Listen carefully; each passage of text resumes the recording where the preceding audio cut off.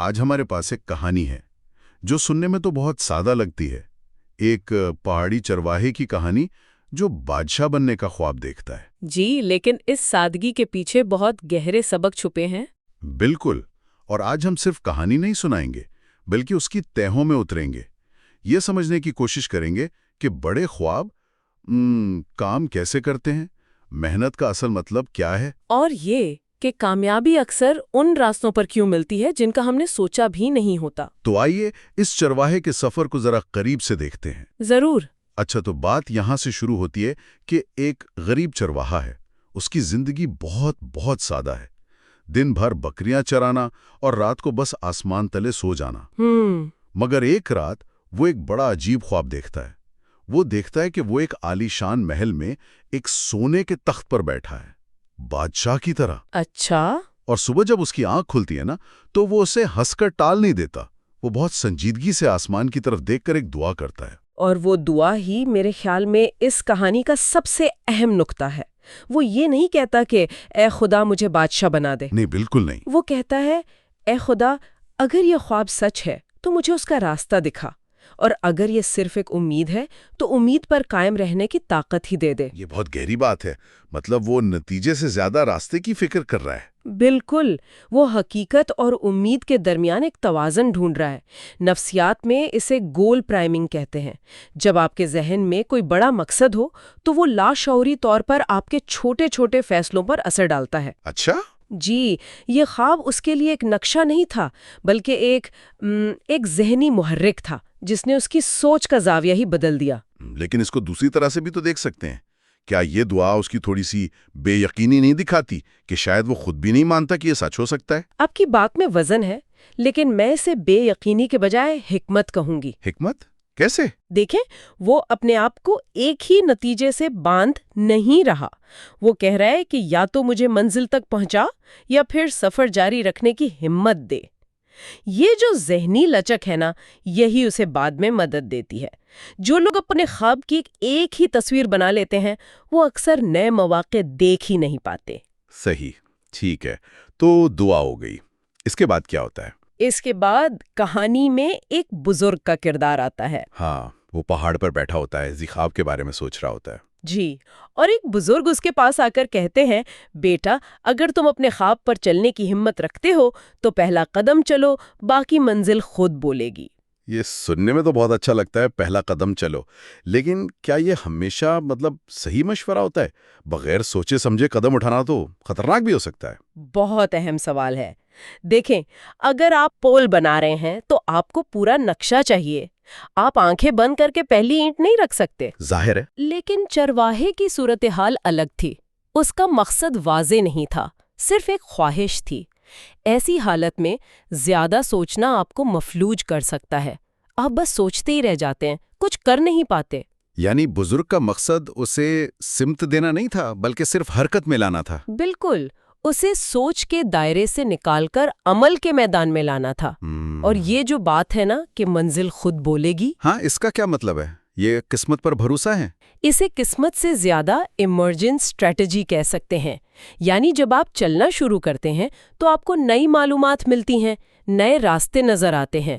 آپ اس feed back کی بنیاد پر اپنا اگلا قدم اٹھاتے ہیں. اچھا، یعنی سفر خود آپ کو سکھاتا ہے کہ آگے کہاں جانا ہے؟ جی، آپ سفر پر بھروسہ کرتے ہیں، نہ کہ صرف منزل پر نظر رکھتے ہیں. ٹھیک ہے، تو اس نے پہلا قدم اٹھایا، لیکن جو قدم اس نے اٹھایا وہ خود بہت ہی حیران کن تھا، ہے نا؟ بالکل. اور یہی اس کہانی کا سب سے شاندار موڑ ہے. اس نے کوئی محل نہیں ڈھونڈا، نہ کسی فوج میں بھرتی ہوا. اس نے کیا کیا؟ ایک منٹ، خواب تھا بادشاہت کا اور عمل تھا تجارت کا. ان دونوں میں تو کوئی تعلق ہی نہیں ہے.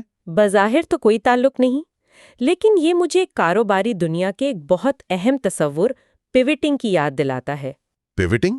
وہ کیا ہوتا ہے؟ اس کا مطلب ہے کہ آپ ایک منصوبے سے کام شروع کرتے ہیں، لیکن جب مارکیٹ سے آپ کو فیڈ بیک ملتا ہے تو آپ اپنا راستہ بدل لیتے ہیں، لیکن آپ کا ویژن وہی رہتا ہے.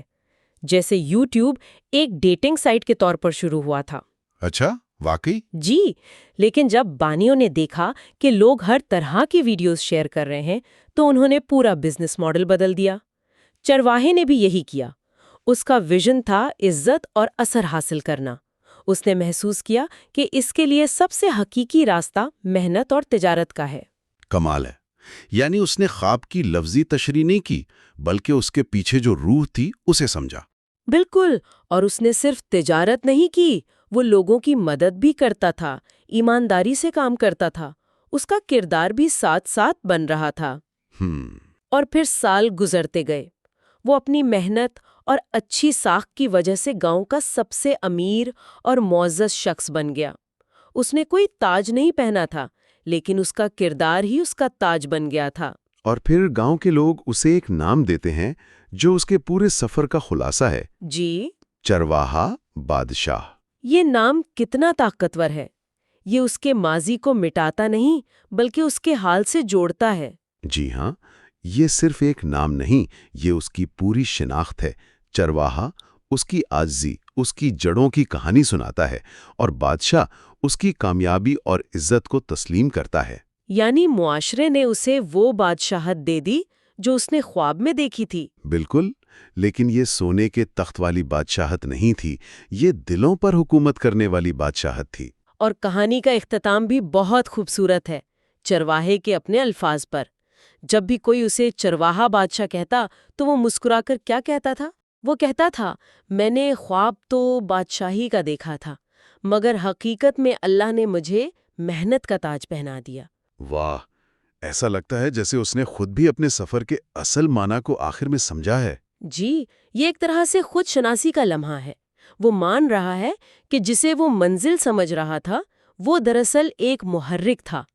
اصل انعام تو وہ کردار تھا جو اس سفر نے اسے دیا۔ صحیح کہا، اگر اسے پہلے ہی دن بادشاہت مل جاتی تو کیا وہ اتنا محنتی اور دانا ہوتا؟